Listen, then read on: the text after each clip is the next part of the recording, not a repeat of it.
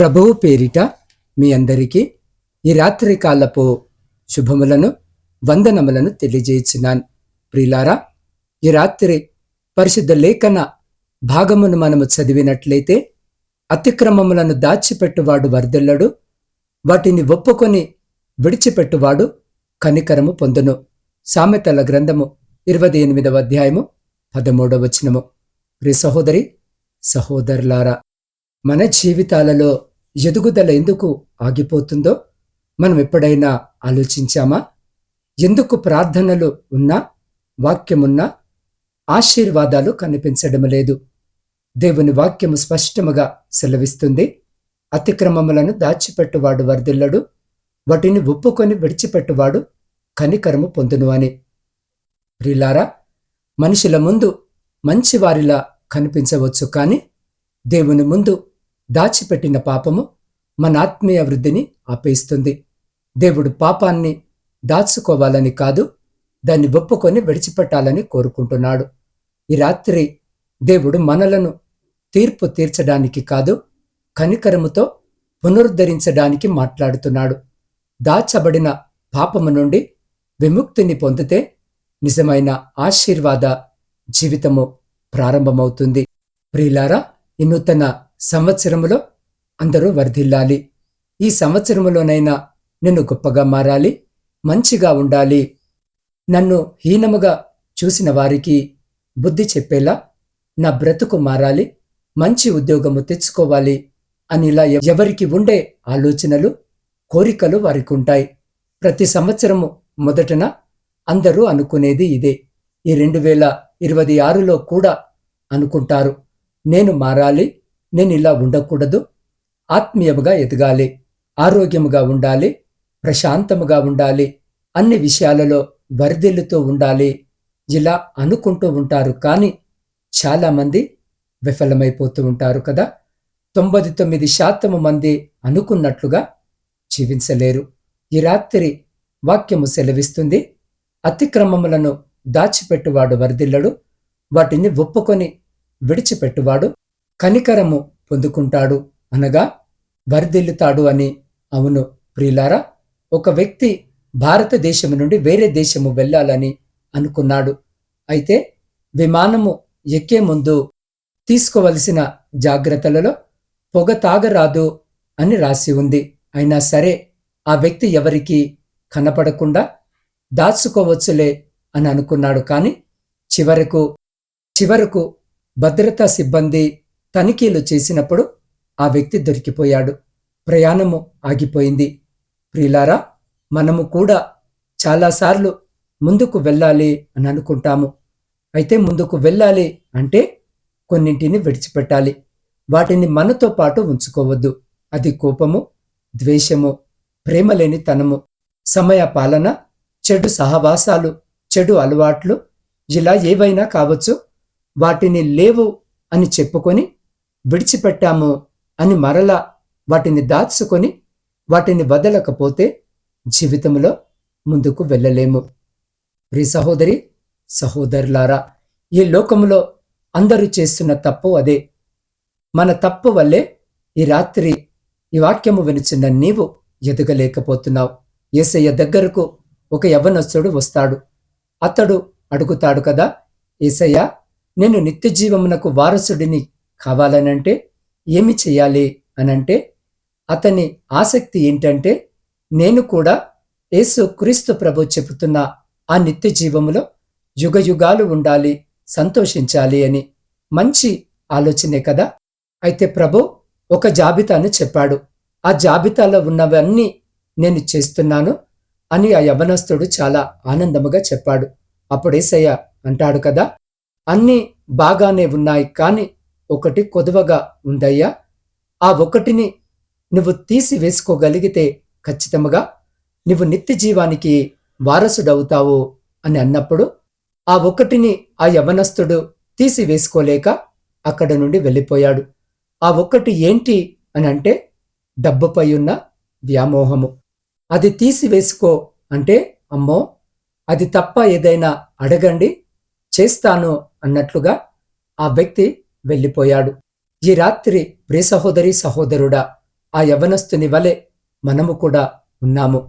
ఈ నూతన సంవత్సరములో మనం అనుకున్న విధముగా ఉండాలి అంటే, మనము గొప్పగా మార్చబడాలి అంటే, మనలో కూడా ఏదో ఒకటి మనకిష్టమైనది, దేవునికి ఇష్టము లేనిది, లేదా నీ గమ్యానికి అడ్డుగా వచ్చేది ఉంటుంది. దానిని నువ్వు తీసివేసుకోగలిగితే నీవు విజయము సాధించినట్లే. కాని ప్రియ సహోదరి సహోదరుడా, అపవాది దానిని మన దగ్గర నుండి పోనివ్వకుండా, మనము దానిని తీసివేసుకోకుండా తెగ ప్రయాసపడతాడు. ఈ రాత్రి ఈ వాక్యము వింటున్న నీవు దానితో పోరాడు.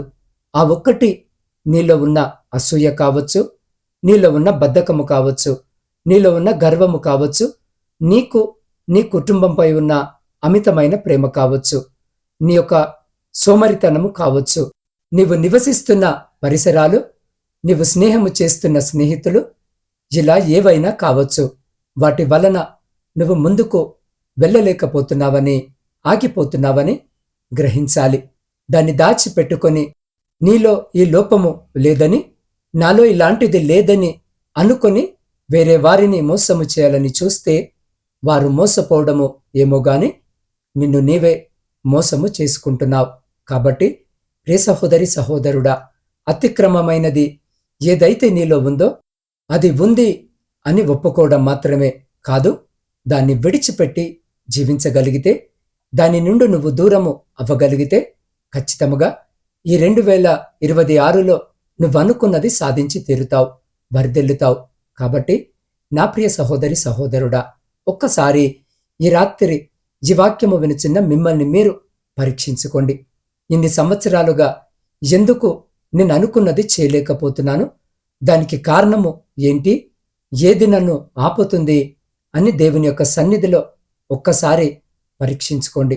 దాన్ని కనిపెట్టి విడిచిపెట్టండి. మీ జీవితంలో దేవుడు చేసే అద్భుతాలను మీరే చూస్తారు. కాబట్టి ప్రియ సహోదరి సహోదరుడా, ఇప్పుడు మనమందరము ఒక క్షణము మౌనముగా ఆలోచన చేద్దాం. పరిశుద్ధాత్ముడు మీ హృదయముతో మాట్లాడుతూ ఉన్నాడా? ఎవరైనా ఈ రాత్రి ఇలా అనుకుంటూ ఉన్నారా? ప్రభువా, నేను కొన్ని విషయాలు దాచుకున్నాను, నాకు తెలుసు ఇవి నీకిష్టమైనవి కావు, నా జీవితంలో ఎదుగుదల ఆగిపోయింది అని.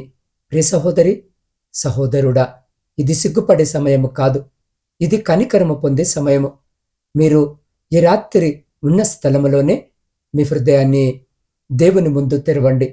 దాచిపెట్టుకోవడము కాదు, ఒప్పుకోవడము. అలవాటు కాదు, విడిచిపెట్టడము.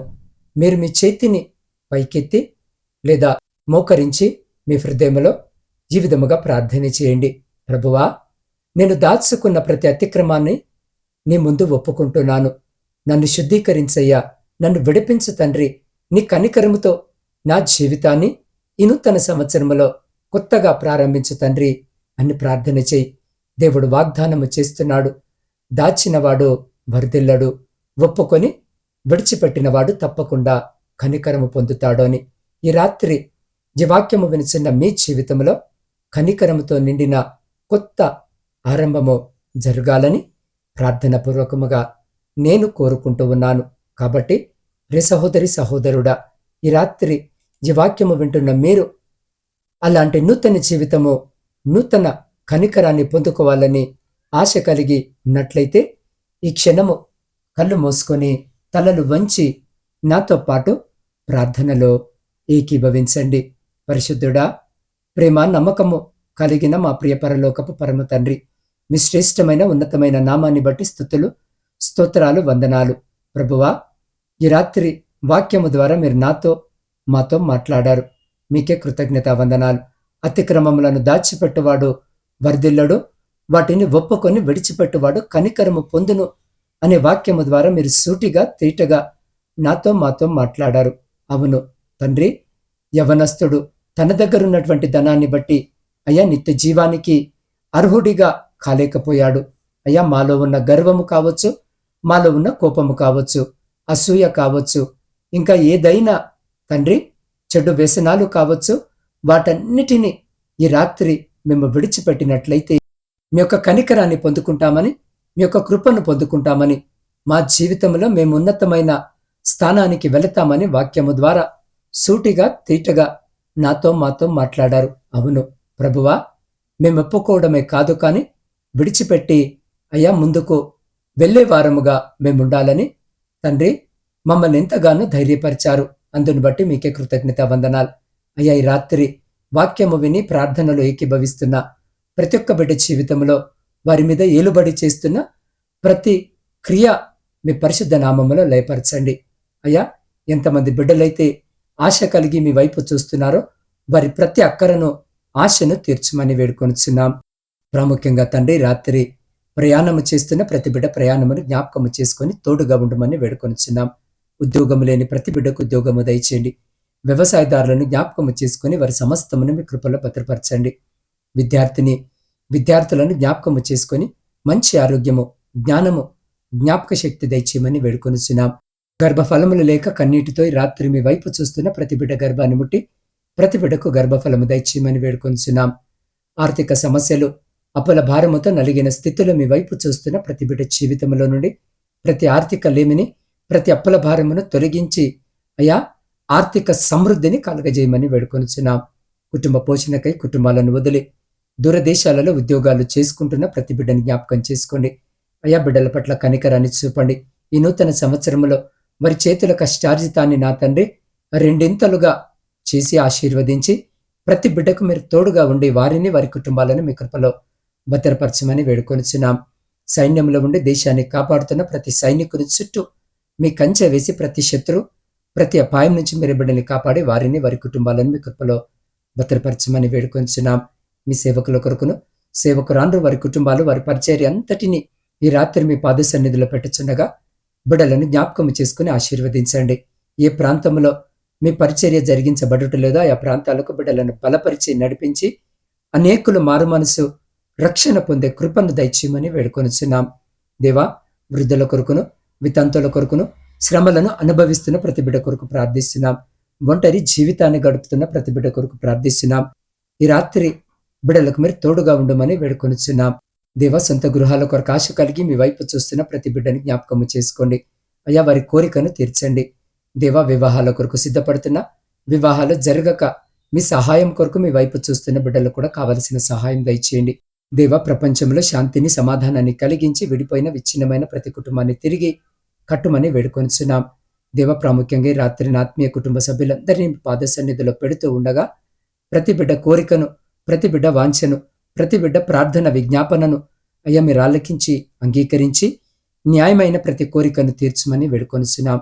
దేవై గాఢంధకరమైన చీకటిలో మేము నిద్రిస్తూ ఉండగా మా గృహాల చుట్టూను, మా ఆత్మీయుల గృహాల చుట్టూను, మా ఇరుగు పొరుగు వారి గృహాల చుట్టూను మీ అగ్ని కంచె వేసి ప్రతి బిడ్డను మీ దేవదూతల రెక్కల చాటున భద్రపరిచి ప్రతి అంధకార సంబంధమైన శక్తులన్నిటి నుండి మీరే సంరక్షించి కాపాడి మీ చిత్తమైతే మీరు అక్కడ ఆలస్యమైతే ఎన్నికలేని మమ్మలను మరొక శ్రేష్టమైన నూతన దినములోనికి ప్రవేశింపజేసి మీ నామాన్ని స్తుతించి కీర్తించే గొప్ప భాగ్యము మాలో ప్రతి బిడ్డకు దయచేయమని మా ప్రభువును మీ ప్రియ కుమారుడైన యేసు క్రీస్తు శక్తి కలిగిన నామమున ప్రార్థించి స్తుతించి అడిగి పొందుకొని ఉన్నాము తండ్రి.